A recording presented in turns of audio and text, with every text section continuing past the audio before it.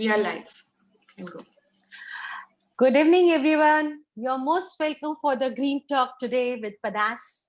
And today we have our guest, architect Anupam Bittal, principal architect from Arinem Consultancy Private Limited. I would like to introduce architect Anupam ji.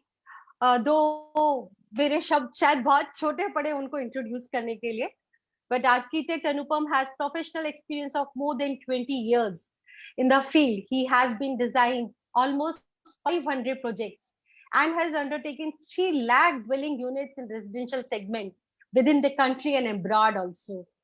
And he has won several awards and acclaims. He is active member of various forums like IIA, Triple ID, GCA, and he has also got fellowship award from IGBC.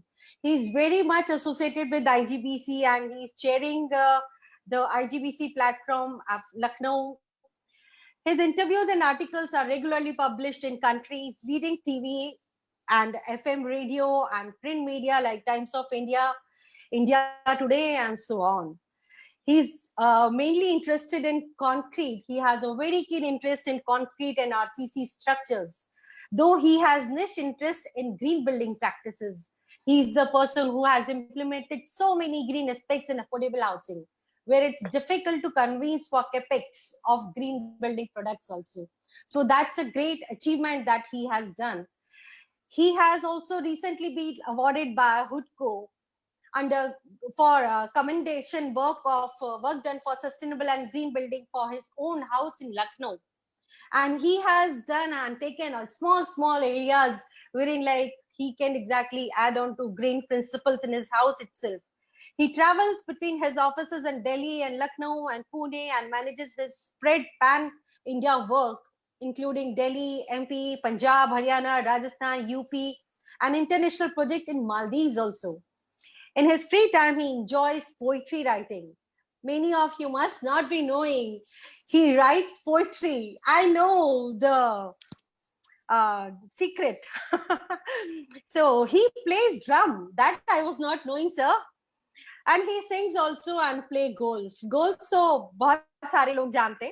As a keen golfer, he has traveled many places across the world and has won many tournaments in golf too. He is very active and very health conscious. Sir, so you're most welcome with Panache, and thanks a lot for supporting us to take this green talk like at national level and global level on this Facebook platform. We are also going to promote this on LinkedIn platform also and Instagram platform, Twitter also. So thanks a lot. This is just मेरा एक बहुत छोटा सा effort है ये कि हम लोग वाइड स्प्रेड ग्रीन बिल्डिंग जो नॉर्म्स हैं उनको कैसे सब लोगों तक पहुंचा सके एंड सब लोगों के मन में ग्रीन बिल्डिंग और ग्रीन प्रैक्टिसेस का एस्पेक्ट हो and they are able to think and live green.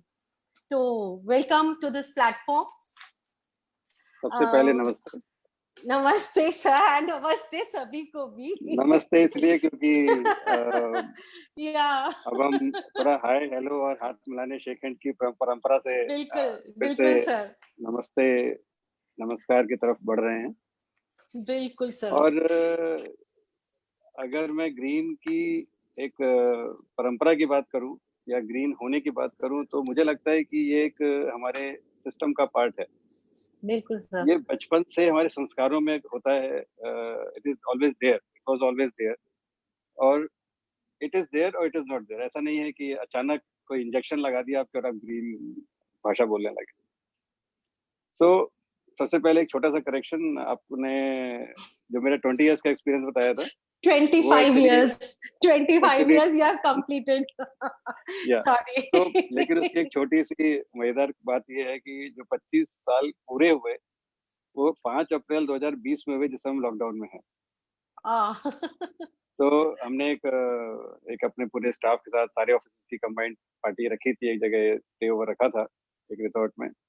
वो नहीं हो पाया तो थोड़ा दुखी है सब, बट कोई बात नहीं. पूरा ग्लोब वर्ल्ड दुखी है इस समय, तो हमारा दुख तो बहुत छोटा है. तो मैं बता रहा था आपको कि जो ग्रीन एस्पेक्ट है वो हमारे संस्कारों में हमें दिया है बचपन से. हमने अगर उसको अडॉप्ट कर लिया उसी स्टेज पे तो वो आगे बढ़ गया और धीरे धीरे जो एजुकेशन मिली, जो एक्सपीरियंसेस मिले, उसने उसमें ऐड ऑन किया।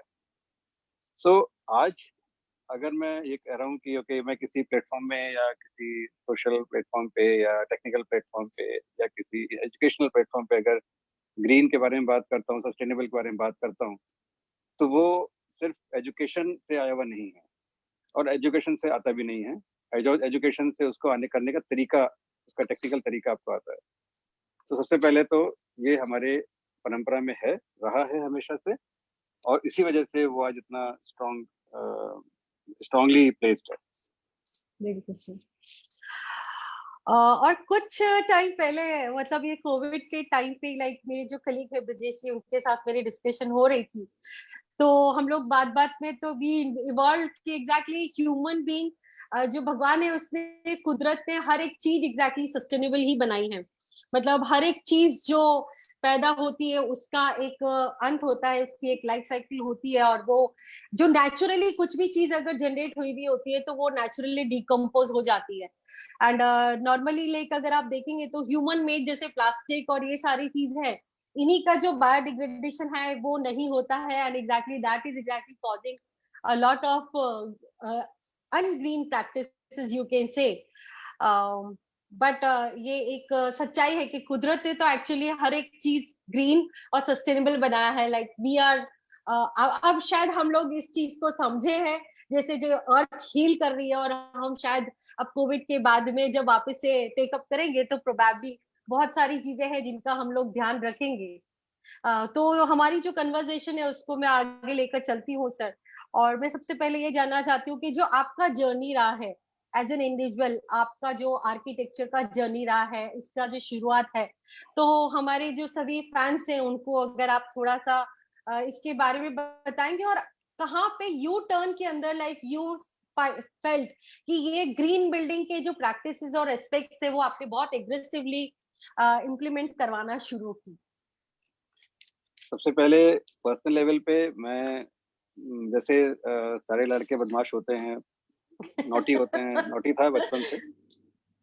कब देखी थी सर आपकी खेलते फोटो, एक फोटो देखी थी नोटी वाली फेसबुक पे। तो यस। हाँ, तो कभी कभी शेयर कर लेते हैं दोस्तों के कहने पे। तो एक शुरुआत एक एज अ स्पोर्ट्स पर्सन ज्यादा थी। मैं कई सारे गेम्स में इन्वॉल्व रहता था, और डिस्ट्रिक्ट लेवल पे, स्टेट लेवल पे, नेशनल लेवल पे टेबल टेनिस, फुटबॉल, काफी कुछ खेला। और धीरे धीरे जब एक अपना कैरियर की तरफ मोड़ आया, तो आज से 30 साल 35 साल पहले डेफिनेटली स्पोर्ट्समैन का इतना दबदबा नहीं था कि आप स्पोर्ट्समैन है तो आपको कुछ आगे कैरियर है आपका। मिडिल क्लास फैमिली को बिलोंग करता हूँ, तो डेफिनेटली कुछ ऐसा भी करना था जो मेरे को सस्टेन कर सके। सस्टेनेबिलिटी तो बाद में आएगी, पहले खुद सस्टेन होंगे तब तो सस्टेनेबिलिटी की बात बिल्कुल। करेंगे। तो ऐसा लगा कि शायद जो बचपन से गेम्स खेलता था वो ब्लॉक्स वाले गेम ज्यादा खेलता था, ऐसा कुछ मेरे को अपने उसमें याद है बचपन से। और आर्किटेक्चर में एक स्वतः ही एक सेल्फ मूवमेंट था जो आर्किटेक्चर की तरफ ले आया। And I every day I enjoyed from the very first day of architecture project. और कभी भी उसमें ऐसा नहीं लगा कि कुछ और कर लेता। तो पहला जो कॉलेज का पहले 5 साल थे कॉलेज के, वो जितने तरह की शरारतें होती हैं, सुनते हैं, हॉस्टल की ऊपर बनी हुई फिल्में देखते हैं, वो सब थी, सारी हरकतें की, सब खूब साथ साथ खूब पढ़ाई की। और एक ठीक ठाक लेवल पे आर्किटेक्चर की डिग्री हासिल की 94 में। 94 में जब पास हुआ तो फॉर्चुनेट था मैं उन लोगों में से कि मेरे को एक काफी अच्छे ऑफर्स थे लखनऊ शहर में। और लेकिन कुछ टेंडेंसी ऐसी थी कि काम अपने तरीके से काम करने की कुछ आदत थी, गवर्न होने की आदत शायद नहीं थी बचपन से।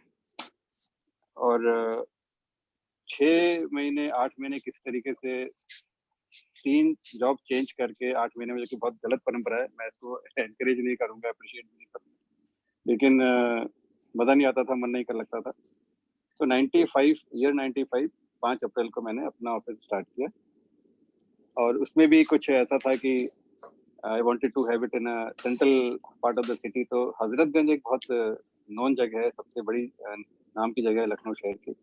वहाँ पे ऑफिस खोलना था, जेब में पैसे थे नहीं, पिताजी से मांग नहीं सकते थे, बट बिकॉज काम करता था ठीक ठाक, सो थोड़ा बहुत पैसा इकट्ठा हो जाता था, तो अपना ऑफिस स्टार्ट किया 95 में.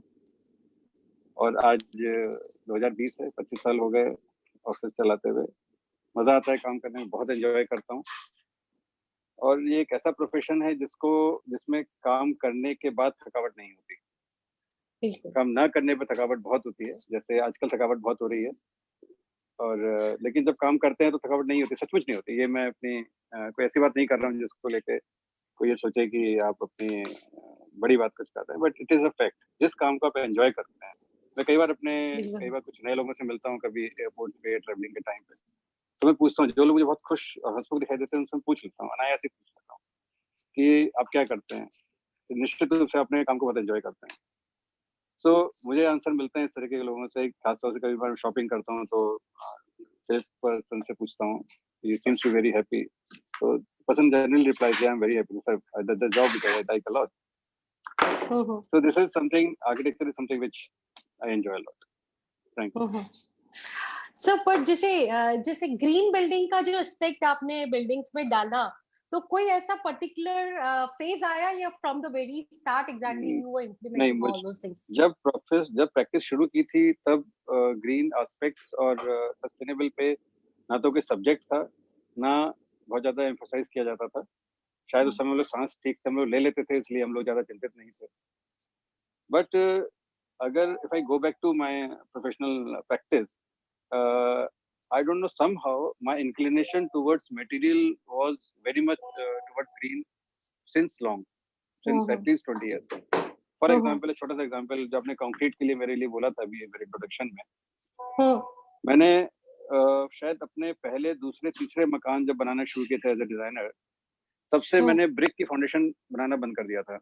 I started using concrete as a foundation, irrespective of the soil conditions.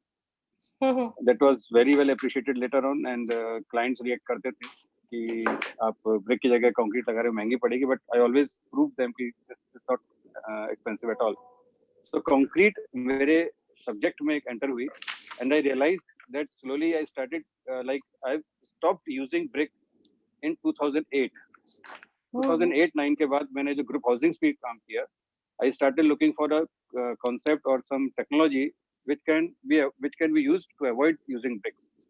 Brick का जब मैं ब्रिक की किल्स देखता था, ब्रिक के जो जहाँ मट्टी खोद के पूरा खेत खोद के बनाते थे, I never used to like that. That was one aspect. That was without any study or without anything, just एक अपने को अच्छा नहीं लगता था. दूसरा, जो वुडन वर्क बहुत ज्यादा घरों में होता था, वुडन चौखट, वुडन दरवाजे, they used to hate. Somehow there was an inclination without going into any organized green subject. I entered into green through disliking the materials or liking the materials. So wood और brick से मेरा मोह भंग बहुत जल्दी हो गया था. 2008-9 की बात है. Then I worked on a concept or a technology which was called monolithic construction technology of green building. तो फॉर्चुनेटली इंडिया की पहली शायद 10 बिल्डिंग मेरी डिजाइन की हुई है जो फुली कंक्रीट में ब्रिक यूज नहीं हुआ, मल्टी स्टोरेड हाउसिंग में, और उनमें मैंने वुड भी यूज बिल्कुल नहीं की. That till that time I was not into any kind of green practices, but later I realized कि my inclination is towards green. जैसे मैंने आपको पहले बोला कि हमारे संस्कारों में है, तो वो कहीं ना कहीं सरफेस हुआ, और people who were working on that, they picked me from the crowd, that this guy works on green. I used to speak about things without saying green. I was used to speak about the alternate methods, green aspect, and energy conservation and all. इस समय solar energy का जो आज रूप है वो नहीं था. So that time whenever I used to ask a client to start a housing project, I used to tell them one thing, that please install solar street lights. उसका रीजन मेरा ही होता था कि हमको इलेक्ट्रिकल कनेक्शन भी क्यों लेना है, आप दिन भर आपकी चार्ज होगी, दिन भर आपको साइट पे सनलाइट मिल रही है, और शाम को उससे आपकी रात भर जो लेबर्स को लाइट चाहिए वो मिल जाएगी, और एक आपका लाइट आपकी एक रीजनेबल तरह से लिट रहेगी. So these were the small aspects which got me into green actually. Mhm. It was like that. Okay. So do you remember like the first session or first conference that you attended for the green building? For example, like I attended New Venture India and I was introduced to IGBC for the first time in 2008. So the first session of your green building, do you remember that? I actually attend so many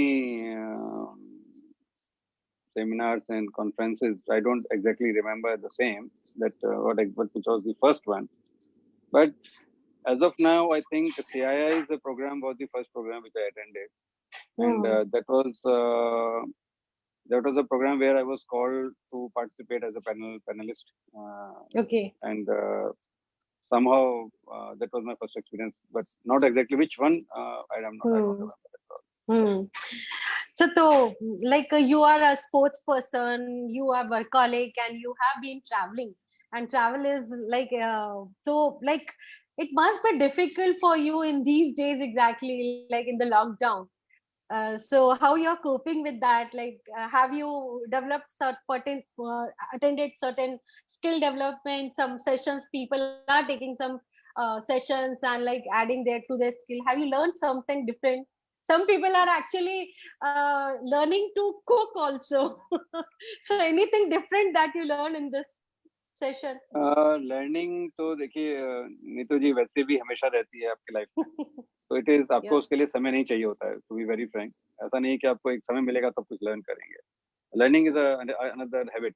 आप हमेशा कुछ learn कर रहे हैं. समय भी कुछ learn कर रहा हूँ, आपके बोलने के तरीके से कुछ अच्छा लग रहा होगा तो उसको लर्न करूंगा. So learning is always there. मैं कुछ सच कुछ specifically just because of this period, because ये पीरियड में पता नहीं पड़ा कब निकल गया है, कब निकल रहा है, किस तेजी से निकल रहा है. इतना तेज निकल रहा है कि मैं ट्रेवल नहीं कर रहा हूँ. मैं डेफिनेटली हर हफ्ते ट्रेवल करता हूँ, हर हफ्ते एटलीस्ट 2 से 3 फ्लाइट लेता हूँ, तो वो भी सच मिस नहीं कर रहा हूँ, क्योंकि first of all a lot of work which we are doing through work from home culture. Our entire staff is working through this online system, and every day I'm able to give more time to the design on all every project. उनके detailing में बहुत काम कर पर हाँ पिछले कुछ दिनों से एक स्टेज आ गई कि हम लोग just done with the work, so I am working on the other aspect. जैसे आज की तारीख की बात करें तो हम फायर फाइटिंग में लगे हुए हैं. सर्वाइवल कैसे हो हमारा, वेरी फ्रैंक, आज की तारीख में जो सारा फोकस है वो सर्वाइवल पे है. That's true. और सर्वाइवल का मतलब प्रोफेशनल प्रैक्टिस की बात नहीं कर रहा हूँ. सर्वाइवल इन द सेंस कि आज हम लोगों का जो लंबा चौड़ा स्टाफ है, इतनी सारी फैमिलीज डिपेंडेंट हैं एक इनकम के ऊपर, तो मेरा सारा फोकस जैसे ही काम के जो प्रोग्रेस थी उससे अपना दिमाग हटाया और सारी एनर्जी लगा दी कि कैसे भी करके जो ये फैमिलीज मेरे साथ हैं उनको सस्टेन करना है. उसके लिए जितने भी तरीके हैं, जितने भी पेंडिंग बिल्स हैं, जितने भी पेंडिंग वर्क्स हैं, कैसे भी करके उसको समहाउ कलेक्टिवली बिल्कुल, तो सारी एनर्जी उसमें जा रही है. तो ऐसा कुछ स्पेसिफिकली अलग से कुछ नया सीखने की कोशिश नहीं हो रही. हाँ, एक बात जरूर है कि बच्चों के साथ टाइम मिल रहा है. मेरे दोनों बच्चे बाहर पढ़ते हैं, दोनों इस समय घर पे हैं. ऐसा कभी नहीं हुआ मदर के साथ इतना मैंने लगातार, मैं कभी एक हफ्ता भी घर पे नहीं रहता हूँ. मैं कितने दिनों से घर पे हूँ, 1.5 महीने से घर पे हूँ. एट द सेम टाइम जो डेफिनेटली जो कुकिंग हर जना कुछ नया नया पका के दिखा रहा है, तो जहाँ पे मौका लगता है हाथ लगा लेता हूँ. कभी एक बार मैंने इमरती बनाने में हाथ लगाया, एक बार गोलगप्पे बनाने में हाथ लगाया. लेकिन सो छोटे मोटे जो चीजें वैसे भी करते थे. हाँ, पहले समय कम मिलता था तो कम करते थे, समय ज्यादा मिल रहा है तो ज्यादा कर रहे हैं, लेकिन स्पेसिफिकली कुछ खास करने के लिए नहीं किया. लिखता पहले भी था, लिखता अभी भी हूँ. जो छोटे शौक हैं वो पहले भी थे और आज भी हैं. So I'm not getting bored of it at all, but I'm concerned. Concern is there, but there is no boredom at all. Yes sir, exactly. like technical जैसे आर्किटेक्चर है और ये सारा बहुत टेक्निकल प्रोफेशनल्स हैं, एंड उसके साथ साथ when we take it as an inter, because we become technopreneurs, so इसके अंदर exactly we feel responsible for the people exactly who are working with us. So आपका कंसर्न बहुत ही जेन्युइन है. आपको ऐसा लगता है कि after this Covid exactly, because इस टाइम में आपने देखा होगा कि हम लोग ट्रैवल नहीं कर रहे, then also we are able to coordinate and work, so आपको लगता है कि आपके शेड्यूल में कुछ चेंज होगा या वर्किंग पैटर्न में कुछ होगा, and pro and cons of Covid, क्या इम्पैक्ट इन फ्यूचर होगा? देखिए, सबसे पहले तो एक कल्चरल चेंज है, रहेगा। ये जो अनप्रेसिडेंटेड सिचुएशन है, ये हमारी लाइफ में चेंजेस ला रही है। हमारे सोचने की जो प्रोसेस है हमारा, एक हमारा सिस्टम जिस तरह से सोचता है, उसको भी कुछ हद तक चेंज कर रही है। सबसे ज़्यादा तो ये महसूस हुआ कि बहुत भागदौड़ करने की ज़रूरत नहीं थी। मैंने एक जगह पर फेसबुक पोस्ट पे लिखा भी था कि हमारी इच्छाएं हैं जो दौड़ाती हैं, ज़रूरतें तो बहुत कम होती हैं। तो ज़रूरतें और इच्छाओं में जो फ़र्क है, वही ये सब कराता है जो हम लोगों को आप भी मार्केटिंग करती हैं अपने प्रोडक्ट के लिए, और जो भी हम करते हैं वो डेफिनेटली उसी का पार्ट है, हमारी इच्छाओं को पूरी करने के लिए। ज़रूरतें इतनी नहीं होती हैं। लेकिन दूसरा इसका पॉजिटिव एस्पेक्ट एक और देखें तो वर्क कल्चर, आज पहले लगता था कि कभी वर्क फ्रॉम होम शुरू कर रहे हैं, क्योंकि हमारे ऑर्गेनाइजेशन में, हर ऑर्गेनाइजेशन में कुछ ऐसे लोग जो कभी ऑफिस नहीं आ पा रहे होते हैं, कुछ कोई लेडी प्रेग्नेंट है, वो चाहती है काम करना लेकिन वो नहीं आ पा रही होती है, घर में ऑफिस में सीढ़ियाँ हैं, कुछ भी इशू है। तो हम सोचते थे कि हम वर्क फ्रॉम होम कल्चर को शुरू करें, और जब सर पे पड़ा हमको सबके, हमारे आपके सबके सर पे पड़ा, तो सब सीख गए, सब सीख गए। गवर्नमेंट डिपार्टमेंट भी सीख गया, हम भी सीख गए, सब सीख गए कि वर्क फ्रॉम होम होता है, एग्जिस्ट करता है, and it works very well, it works very well.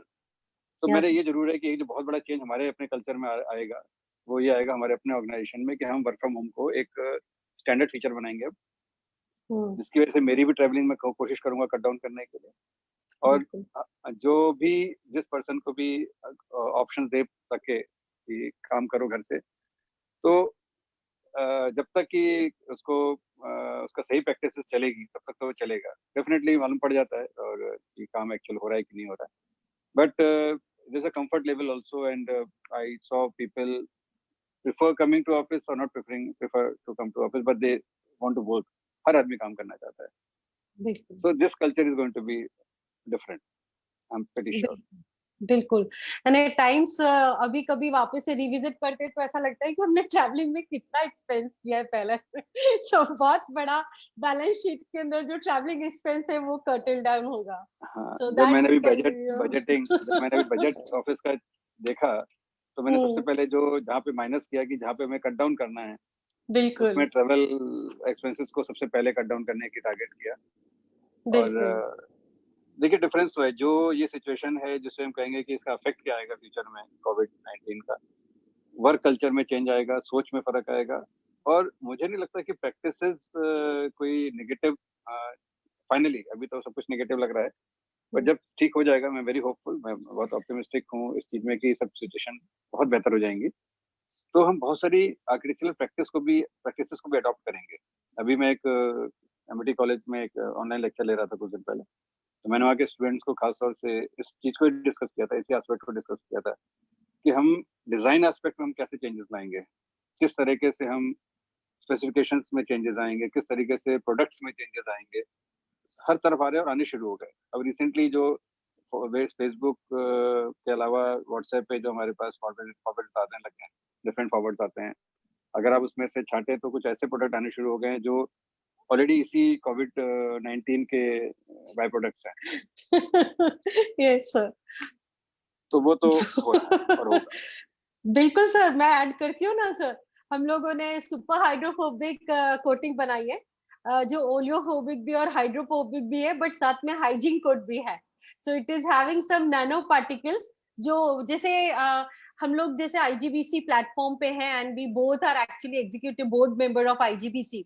तो उसमें एक आया था कि लिफ्ट के अंदर क्या करेंगे, लिफ्ट में जो बार बार टच करते, तो we have developed a coating, तो लिफ्ट पे भी अगर आप लगा देंगे तो it will be transparent, but it will be having nanoparticles with it, so it will actually kill the virus and bacteria whatever comes in, and it sustains there. So development definitely है इस direction में, you are very true. और sir, is there any scope of migrant labor accommodation with the affordable housing project mainly in metros? Actually ये बहुत sensitive subject है, and looking at your background with green coating, cool coats, and you are talking about affordable housing and migrant labor is very fantastic thing you have taken up. ये एक बहुत बड़ा subject है और ये मैंने इस पे कभी कल ही एक आर्टिकल लिखा है किसी मैगजीन में पब्लिश होने वाला है. और migrant labour not only affordable housing, migrant labour एक बहुत बड़ा चेंज ला रहा है. अगर आप न्यूज सिर्फ रोज की न्यूज भी सुन लें तो एक स्टेट ने पहले शायद ये लग रहा था शुरू में कि बोझ है, बिल्कुल शुरू के पहले 2 दिन की अगर न्यूज देखें तो आनंद विहार टर्मिनल पे सारे लोग इकट्ठे हो गए और वो आने के लिए बसेस लाइन में लगी हुई हैं. हर स्टेट को बोझ लग रहे थे और आज की स्थिति ये हो गई है कि स्टेट उनको रोक रहा है कि हमारे यहाँ से मत जाओ. ये चेंज क्यों है? इम्पोर्टेंस जो माइग्रेंट लेबर थे वो एक आज की तारीख में बहुत इंपॉर्टेंट एस्पेक्ट बन गए हैं. बहुत बड़ा सोर्स है हमारे वर्क का, हमारी कंस्ट्रक्शन इंडस्ट्री का बहुत बड़ा एक सोर्स है जिसको हम खो नहीं सकते. जब रियलाइज हुआ उनको इंडस्ट्रीज को, कंस्ट्रक्शन इंडस्ट्री को कि हम ये खो रहे हैं, जब उन्हें लगा कि 100 लेबर की जगह पे हमें 10 लेबर मिलने वाले हैं तो डेफिनेटली काम कैसे होगा, उनके रेट्स बढ़ जाएंगे, जो भी होगा. So I am coming to the housing part, but before that migration जो किसान कन्वर्ट हुए श्रमिक में और लेबर और एक मजदूर के फॉर्म में, वो फिर से गांव जाके या तो गांव में रुक जाएंगे, कुछ वापस जाएंगे, लेकिन ये तय है कि जो नंबर्स हैं वो नंबर सेम नहीं रहेंगे. अल्टीमेटली जो जहाँ रहेगा वहाँ पे जो इंसान रहेगा वो कुछ ना कुछ अपने जीवन यापन के लिए, अपने रोजी रोटी के लिए कोई काम करेगा. कुछ काम करेगा तो वहाँ पे डेफिनेटली एक इम्प्रूवमेंट होगा, उस एरिया का डेवलपमेंट होगा. डेवलपमेंट होगा तो डेफिनेटली गांव कस्बा बनेगा, कस्बा एक शहर बनेगा. और जो जब लोग जहाँ रहेंगे डेफिनेटली वहाँ उनके लिए रोटी कपड़ा और मकान, तो एक बहुत पुरानी फिल्म भी थी और कहावत भी है कि वो तो हमारी ज़रूरतें हैं और कुछ एमिनिटीज वो ज़रूरतें हैं जो पूरी करना हमारे लिए सबसे ऊपर है. तो उनके लिए जो गवर्नमेंट कर रही है, ऑलरेडी प्रोसेस चल रहा है, मेरे नॉलेज में है ये बात कि गवर्नमेंट उसमें जो प्रधानमंत्री आवास योजना के तर्ज पे माइग्रेंट लेबर के लिए भी फैमिली और लाइक इंडिविजुअल एकोमोडेशन पे, डोमेस्टिक एकोमोडेशन पे काम कर रही है. और वो एक डिफरेंट तरह के डेवलपमेंट की तरफ इंक्लाइंड है. Not only one government, I am talking about many state governments जो इस पे काम कर रही हैं. और that is going to be a big thing coming up in construction industry, and there will be a change in construction scenario otherwise also. Construction में जो मैंने अभी आपको मोनोलिथिक कंस्ट्रक्शन टेक्नोलॉजी के बारे में बात कर रहा था जिसमें लेबर कंपोनेंट कम हो गया, 1/3 रह गया, मैकेनिकल कंपोनेंट बढ़ेगा शहरों में और लेबर के लोकेशन के बेसिस पे, सिचुएशन के बेसिस पे हाउसिंग में affordable housing will be a big thing. It was a big thing. It will become even bigger now. It may become the biggest construction industry एक change जो आने वाले time पे आएगा. That will be an affordable housing. I'm sure. Sir, जैसे affordable housing में आपने पूरा अपना मार्ग बनाया है. बहुत कम लोग अफोर्डेबल हाउसिंग को इतने अच्छे से, like they have been able to get the green practices being incorporated into the affordable housing. So it must be very challenging for you to convince the government sector to adopt the green practices in affordable housing. And the other challenge is like after doing the taking the approval of the green products exactly and getting the right green products applied into the government projects is a big challenge. So how do you do that? Challenge था, लेकिन जैसा बहुत like the way I said in the beginning कि जब हमारे basic हमारे roots में वो चीज एग्जिस्ट करती है तो उसको उसी फॉर्म में करने की जरूरत है. एक छोटी सी बात बोलूंगा हम अपने इंसानों के बारे में. एक हमारी पर्सनैलिटी होती है, एक हमारा मेकअप होता है. तो हर जना पर्सनैलिटी को प्रेफर करेगा कि पहले पर्सनैलिटी हो, मेकअप तो उस पर ठीक है, उसके पर्सनैलिटी को एनहेंस कर देगा. सिमिलरली अफोर्डेबल हाउसिंग हो या कोई भी हाउसिंग हो, कोई भी कंस्ट्रक्शन हो, उसकी जो रूट्स हैं, उसकी जो बेसिक नीड्स हैं, उस पर अगर हम काम करते हैं, उसके डिजाइन एस्पेक्ट पे, उसके मटेरियल सिलेक्शन के ऊपर, उसके जो नेचुरल सराउंडिंग से या कॉन्टेक्चुअल जो उसकी प्लानिंग होती है उस पर काम करते हैं तो definitely you always move towards green and then you add on the things. So green first of all it is not an expensive thing, it is a very basic thing अगर उसको बेसिक तरीके से किया जाए. इस चीज को समझाने के लिए गवर्नमेंट को डेफिनेटली कुछ एफर्ट्स करने पड़े, क्योंकि बिना एफर्ट के तो वैसे भी कुछ नहीं होता, तो ये भी नहीं हो सकता था.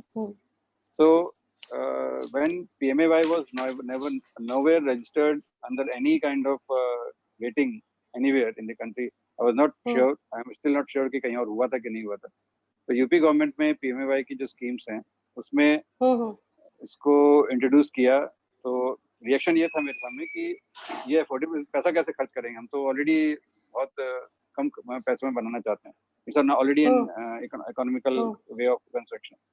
So I said, sir, there will be no construction. I'll do whatever design from the design aspect and from the within the cost. There will be no extra cost at all for making it green.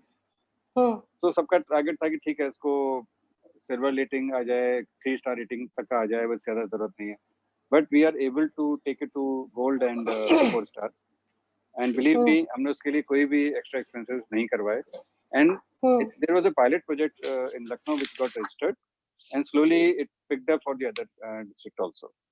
And I'm thankful to the state government for this. They took it in a very positive manner. Now we are able to do it. Yeah. Okay. इसमें we have seen that at times now exactly government also has taken like now the things are changing in the way like now they don't. Because green products, many green technologies are new. So in CPWD and all those things also, they have changed the system. Now they don't go for 2 years of registration and everything. Now exactly they have an easy acceptance of products, green technologies and all. So that is a good step exactly. And people like you are exactly having a very good stake into getting this done.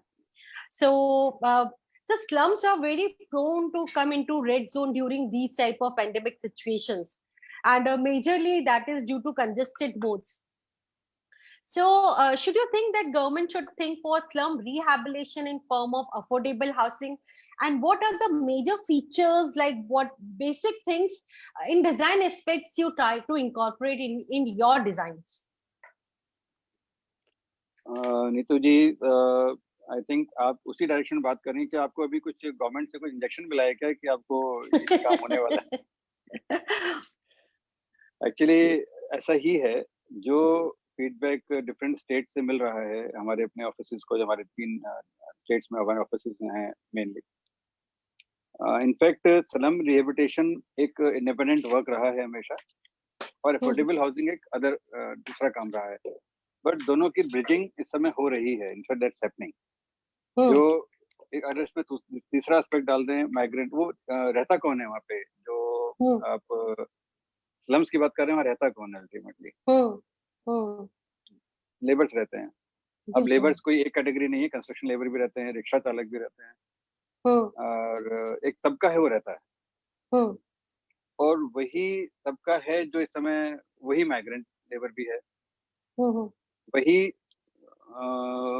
एक slum में रहता है, और उसी के लिए affordable housing चाहिए हमको. ये तीनों एक तार है जो आपस में जुड़ा हुआ है.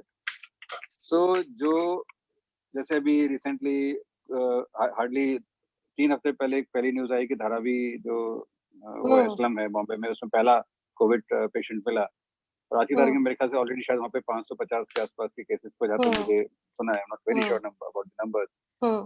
सो एक क्लोजली नेट और बहुत ही कहेंगे अनहाइजीनिक कंडीशंस में लोग रहने को मजबूर रहते हैं. रहते क्या है, रहना कोई नहीं चाहता वैसे, बस मजबूर होते हैं रहने के लिए. और वो वही माइग्रेटेड लेबर्स हैं जो दूसरी जगहों से आए, क्योंकि उनका अपना कोई ठिकाना नहीं है. काम करना शुरू किया, कुछ पैसे मिले, कहीं कोई किसी को कुछ दे के कहीं जगह बना ली, फिर रहने लगे, फिर वो धीरे धीरे एक फैमिली कन्वर्ट हो गई, फिर उनको फिर धीरे धीरे वो वोट बैंक बन गया वहाँ के लोगों का, हर स्टेट का. सो अल्टीमेटली वही स्लम है, वही माइग्रेंट लेबर है, और वही अफोर्डेबल हाउसिंग है.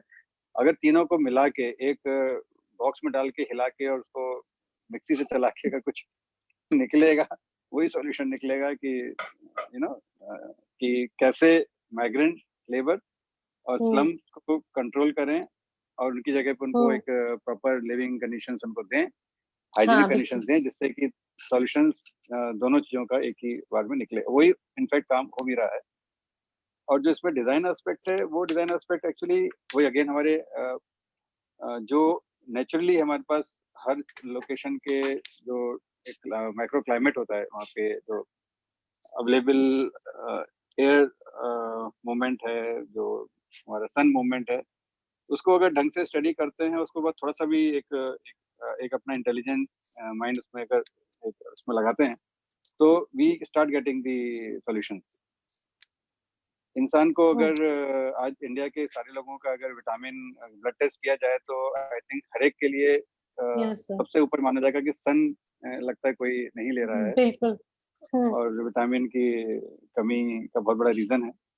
और अगर हम किसी भी तरीके से अपने डिजाइन एस्पेक्ट में सन को उनके घर के अंदर तक, उनके लिविंग एरिया तक अगर पहुंचा लेते हैं, थोड़ा थोड़ा वेंटिलेशन उसमें कंट्रोल कर लेते हैं, एयर फनल्स को कंट्रोल कर लेते हैं, जिससे कि एक वेंटिलेशन अच्छे से आ जाए, I think that works very well. सिर्फ इन दो एस्पेक्ट को करते करते भी हम बहुत कुछ बना ले जाते हैं।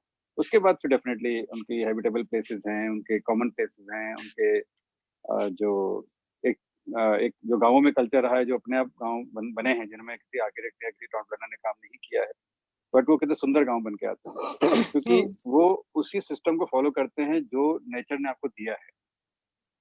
नदी के किनारे गांव बनते थे हमेशा से, फिर गांव के अंदर जो है वो सड़कें और नालियां बनती थी, तो वही चीज धीरे धीरे धीरे धीरे एक डिफरेंट डिफरेंट फॉर्म्स में जनरेट हो गई। So I think light and air are the major areas to work. पानी तो वैसे भी अवेलेबल ही नहीं है, और जो अवेलेबल है वो वैसे भी कंट्रोल्ड है, उसको तो डिजाइन एस्पेक्ट में बहुत ज्यादा, अदर देन कि हम collection of water, reuse of the water, and जो हमारा है एक उसको हार्वेस्टिंग करने का जो कल्चर है, उसको अडॉप्ट करते हैं ना। अदरवाइज मेन जो डिजाइन एस्पेक्ट है वो एयर एंड लाइट पे फोकस रहता है हमारा। अफोर्डेबल हाउसिंग में ज्यादातर they are not able to use AC, तो थर्मल कंफर्ट के लिए आप क्या चीज रिकमेंड करते हैं सर?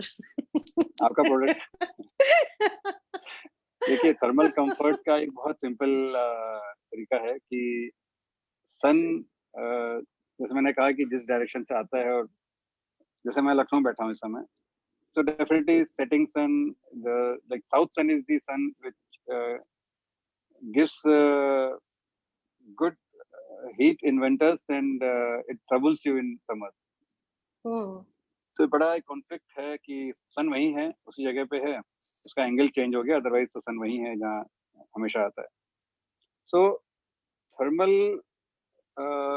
ये एक बहुत इंपॉर्टेंट एस्पेक्ट है, जो कि छोटे छोटे डिजाइन एस्पेक्ट, और डेफिनेटली प्रोडक्ट जो आपका प्रोडक्ट है, जिसमें हम एक रिफ्लेक्टिव सरफेसेस पे पहले काम भी बहुत होता था। अगर आप जैसलमेर एरिया में जाएं, हम्म, जहाँ आपको किसी एक हाई लेवल से, किसी फोर्ट से खड़े होकर अगर आप सिटी को देखें, तो हम्म, आपको सारे घरों की एक दीवार लाइट ब्लू कलर की नजर आएगी।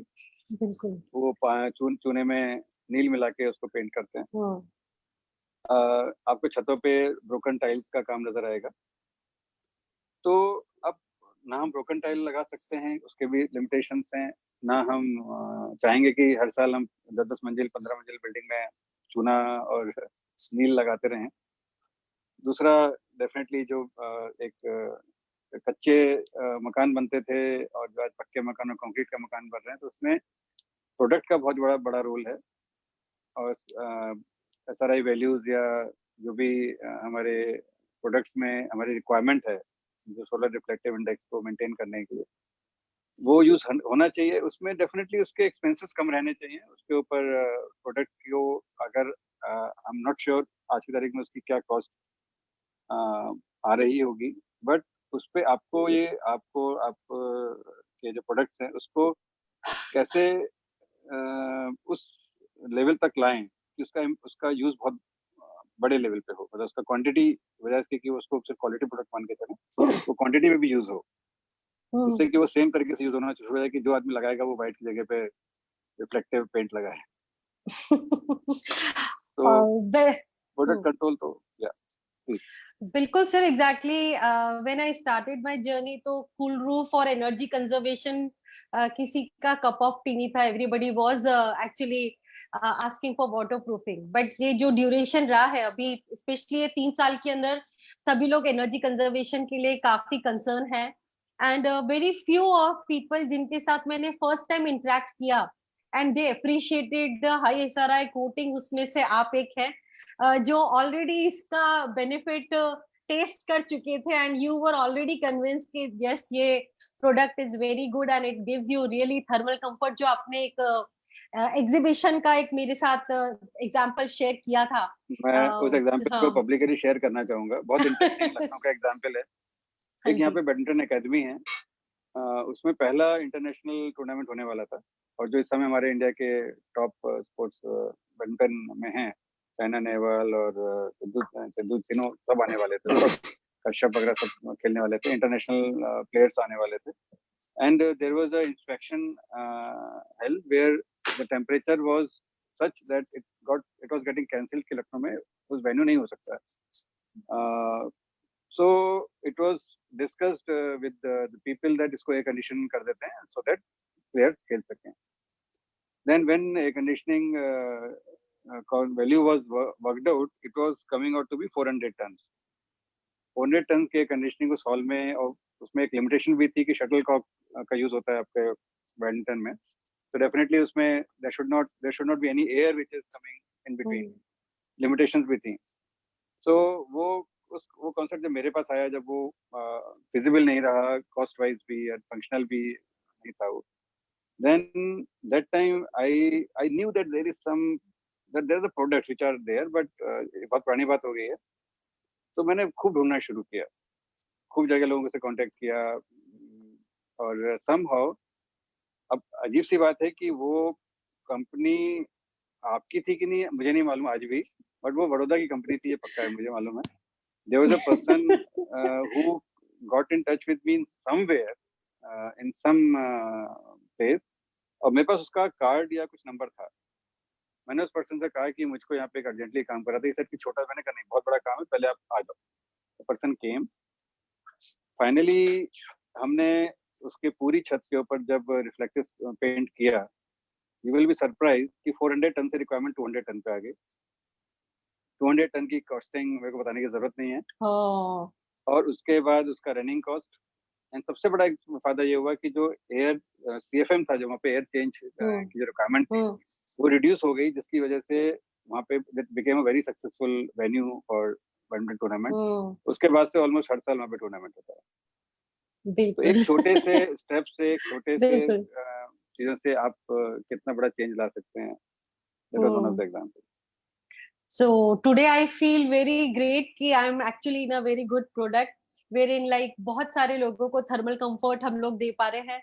और एक हमारा एसोसिएशन है GCGC फाउंडेशन, उसमें हम लोग स्लम के अंदर भी exactly we are trying to give this coating because metal का टेम्परेचर ऑलमोस्ट 80 हो जाता है ये गर्मियों के टाइम में. तो एक ये हम लोग मासेस में लाने की कोशिश कर रहे हैं सो दैट मास लेवल पे हम लिविंग कंडीशंस को कंफर्टेबल बना सके और भी ग्रीन प्रैक्टिसेस उनके वहां पे जो कुछ कर सकते हैं वो हम लोग कर सके. तो वो हम लोग करने की कोशिश कर रहे हैं.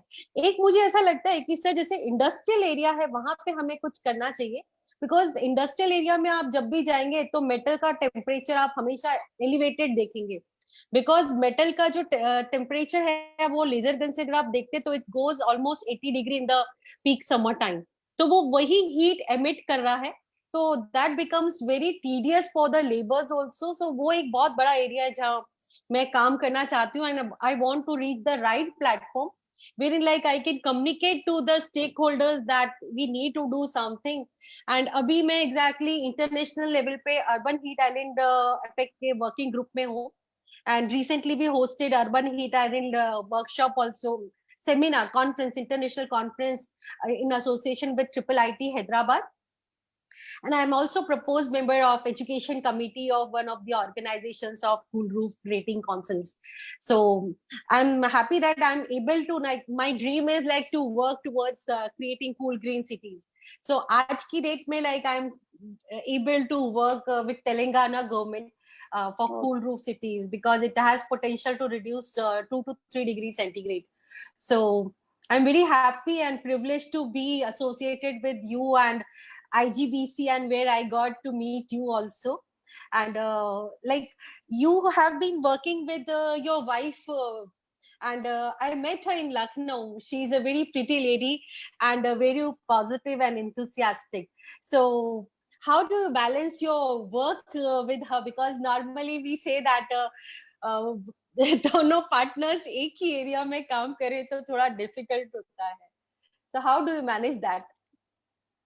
आई थिंक मैनेज करना नहीं पड़ता, मैनेज हो जाता है. मैनेज करने में ही कॉन्फ्लिक्ट्स आते हैं, मैनेज होने में कॉन्फ्लिक्ट नहीं आते हैं.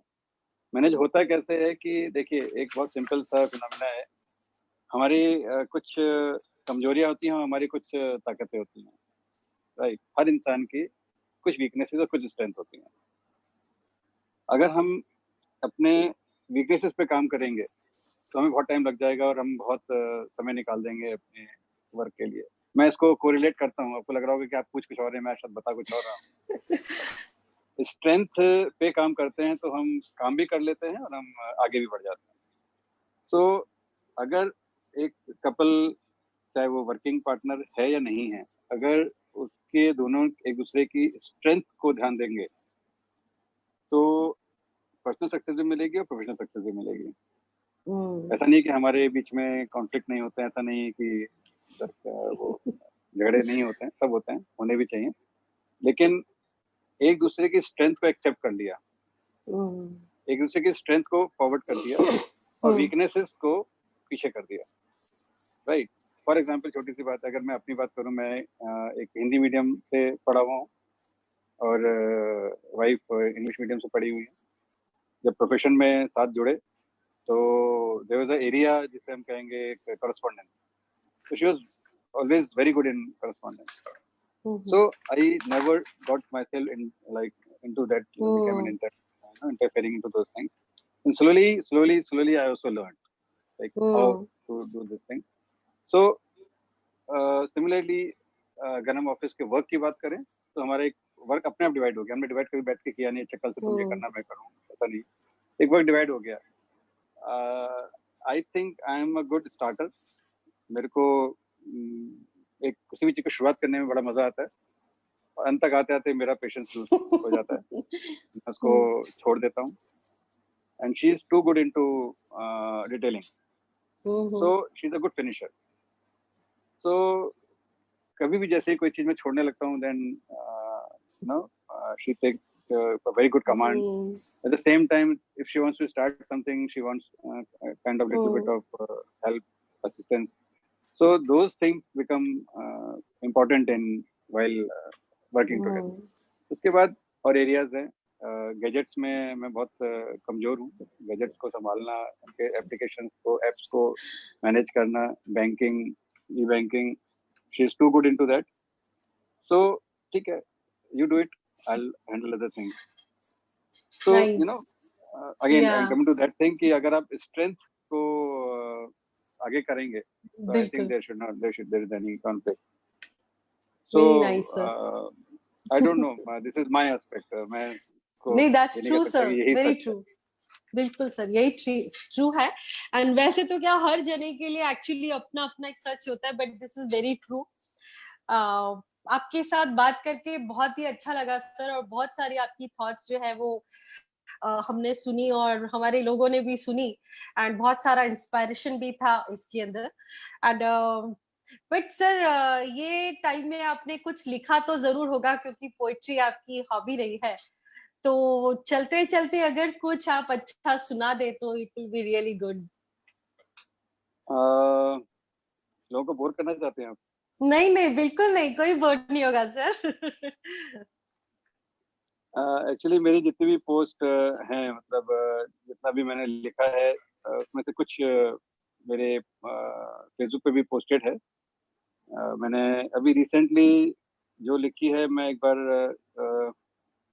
देखता हूँ मेरे को सामने, या ओके, मैं छोटा सा एक लाइन सुना देता हूँ जल्दी से। वो भी क्या दिन थे, एक अभी ये कुछ ही दिन पहले लिखी है, बिल्कुल लेटेस्ट है, 30 अप्रैल की लिखी हुई है। वो भी क्या दिन थे जब हम सुबह सुबह तैयार होकर ऑफिस जाया करते थे, काम शाम किया करते थे, बेवजह भागा दौड़ा करते थे, और वजह मिलने पर फिर से काम करने लगते थे। वो भी क्या दिन थे जब हम जल्दी सुबह उठा करते थे, सामान अपनी गाड़ी में रखकर अक्सर हवाई अड्डे जाते थे, घड़ी पर टिकी रहती थी निगाहें, रफ्तार की जिंदगी यूं ही खूब लुत्फ उठाया करते थे। वो भी क्या दिन थे जब हम मुंह अंधेरे दोस्त फोन करते थे, गोल्फ की तलब जबरदस्त थी, गलियाते गरियाते साथ रहते, 10-10 रुपए पर झगड़ते थे, खेल खेल में दोस्त बनते थे, उन्हीं दोस्तों से खेला करते थे। वो भी क्या दिन थे जब हम शाम को फिर से तैयार होकर घर ऑफिस से भागा करते थे, महफिलें भी इंतजार करती थी, खिलखिलाहट चहचहाट क्या, संगीत शराब किससे भरे थे, सब शोर भी कानों को सुहाते थे। वो भी क्या दिन थे जब हम तारीखें दिन वार हुआ करते थे, शुक्रवार को शुक्रिया करके जब शनिवार का स्वागत करते थे, फिल्में खरीदारी, फिर ठेले पर चाट, फरमाइशों के दौर हुआ करते थे, उम्मीदें भी थी, खर्च किया करते थे। वो भी दिन हुआ करते थे, आज भी हैं।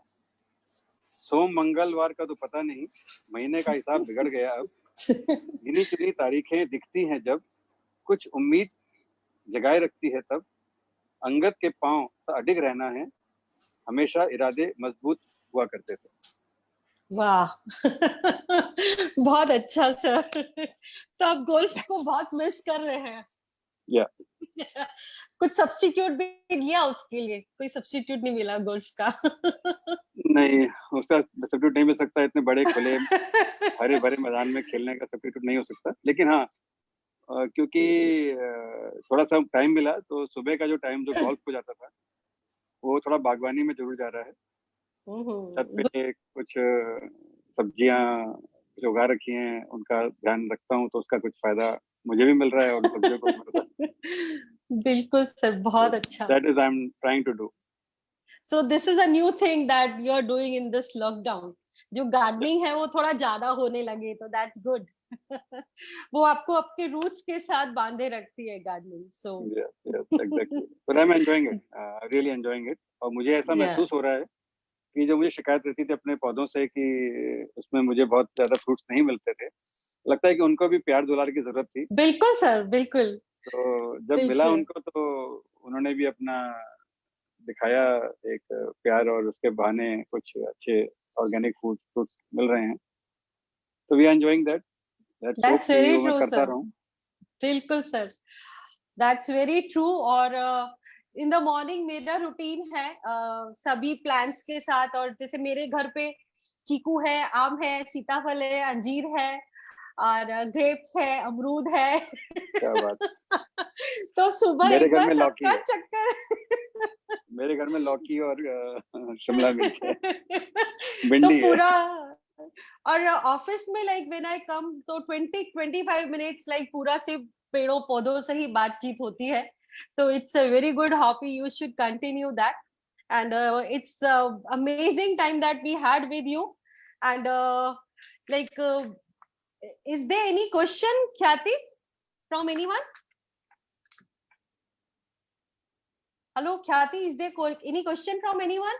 Yes, ma'am. Actually, there were many of them who were with us, and many of the questions have been already answered during the conversation itself. So I'll just tell what was the same once. Actually, Mr. Bankim was there with us, and he was actually asking for the the government. Just a moment, I'll just share with the details. Okay, he just wanted to know that whether government permits solar without electrical connection, because at present for solar suppliers ask for the light bills. So that was the thing he wanted to know. In fact solar plant run he electricity से करता है, ये एक technical एक इसमें aspect है। और solar का जो बेस्ट वे है, like the best way to use solar energy is on grid. Net metering system ही मोस्ट सक्सेसफुल है, उसके लिए जरूरी है कि आप इलेक्ट्रिकल कनेक्शन लें और उसके साथ में यूज करें। I am using in the same manner and that's a technicality you require that. Without battery, definitely, and without battery is the only green way to use the solar energy. Thank you. And definitely, sir, he also wants to like to know that what are both of your business plan after the lockdown. Business plan तो वैसा ही है, difference ये है कि एक स्वाद मिला है घर पे रहने का, तो कोशिश करूंगा कि वो स्वाद बरकरार रहे, लेकिन काम भी करना पड़ेगा। मैंने पहले बोला था कि बहुत सारी फैमिलीज जुड़ी हुई है ऑर्गेनाइजेशन के साथ, बिल्कुल, उनको भी सस्टेन करना है, तो एक बीच का रास्ता निकालेंगे कि काम भी हो और जरूरतों पे ध्यान दें, इच्छाओं को कम करें। बिल्कुल, वेरी ट्रू सर, बिल्कुल sir. And thanks a lot, और आपको बहुत बहुत धन्यवाद सर हमारे साथ आने के लिए, और सभी श्रोताओं को भी बहुत बहुत धन्यवाद हमारे साथ रहने के लिए। मिलते हैं सर फिर। एंड अब मुझे ऐसा लग रहा है कि साल में एक बार कॉन्फ्रेंस पे नहीं मिलना पड़ेगा, हम लोग जूम पे भी मिल सकते हैं।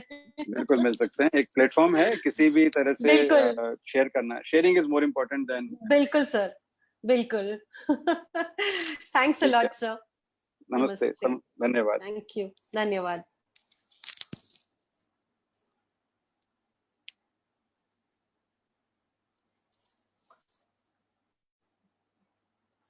सभी को बहुत बहुत नमस्ते हमारे साथ रहने के लिए। ये ग्रीन टॉक्स पनाश का एक प्लेटफॉर्म हमने बनाया है। सभी जितने भी ग्रीन बिल्डिंग के स्टेक होल्डर्स हैं उनको हमारे साथ थोड़ी सी वार्तालाप के लिए, तो हमारे साथ बने रहिए। अगले हफ्ते फिर मिलेंगे। नमस्कार।